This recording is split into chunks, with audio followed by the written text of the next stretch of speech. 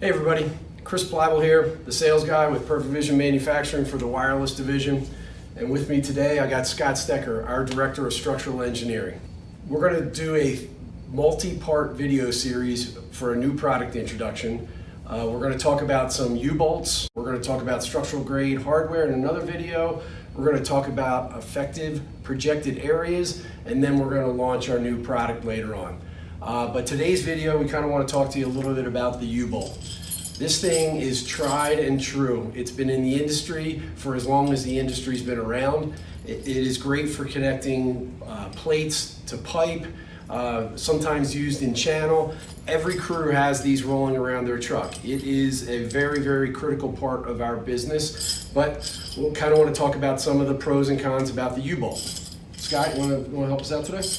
One thing we want to talk about is kind of the manufacturing process that a U-bolt could go through to be made. You could start with A36 hot rolled steel. Generally in this case, the nominal diameter is the same as the thread outer diameter. Okay, so the threads are actually cut into the material itself. It's then bent and heat treated to maintain its strength and ductility properties. Another method is actually rolled threads. So you can see side to side here. This is the cut version where the major diameter of the threads is the same as the rod. And then if you're working with rolled thread, generally the bar diameter is slightly less. It's a cold rolled bar. And then a machine is used to actually push and kind of compress the threads into the U-bolt itself. Both end up being about the same structural properties. It's just kind of when you see the U-bolt, sometimes they seem a little thin. That's actually what's going on with that process. So now that we learned a little bit about how U-bolts are made and some of the differences you might see in the field or from one manufacturer to another, can we talk a little bit about the strength of a U-bolt, especially in our applications in holding a load on, say, an antenna mast? Yeah, sure. Generally, the tensile strength of a U-bolt in our industry is 36 KSI. What that means is 36,000 pounds per square inch before permanent deformation of that U-bolt occurs. You'll see on this chart that's going to pop up here, this line here in the green is the Young's modulus. Okay. That's basically the area where steel is acting like a spring. So I can get up to about 36 KSI and the U-bolt material will actually rebound. Okay. If I were to go above that, permanent deformation starts to happen, and then you get into what's called strain hardening, and that's where you approach the actual tensile strength of the material. So after looking at that chart and your explanation, how does that affect joint design? So generally a safe, if you will, joint uses up about 70% of the yield strength. Okay.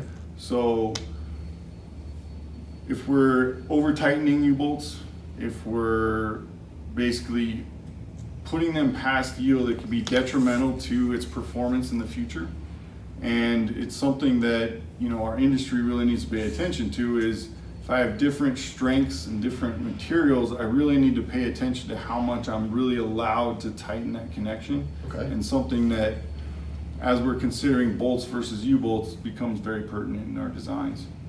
So through some of your research and your thought pattern to come up with some new solutions, have you done any practical applications and testing on the U-bolt? Yep, so we've done a smattering of testing, 1, 2, 3 U-bolt connections in a line and kind of how they might perform in a pure slip test. Okay. Basically what we found is at proper installation torques on a regular galvanized pipe, okay, you're actually only have about 1,000 pounds of reliable friction before it becomes very unreliable. And what I mean by that is really I don't have any movement in my joint up until about 1,000 pounds of load. Above that I can actually achieve 4,000 pounds in that connection, but it's at the expense of moving a full inch of distance. The U-bolt racks and then there's different forces involved in how that connection is performing. So if you're talking a cyclical connection where it might be vibratory, meaning it's moving back and forth, I really can't rely on that 4,000 pound number because my joint, I can't practically allow it to move back and forth by an inch, right? So another consideration that we found is once I've kind of racked that U-bolt and actually gone back, you've actually stretched that U-bolt past its design capacity and therefore when it goes back, it's actually loose. So it can be a major problem if you have, you know, cyclical back and forth motion in your connection.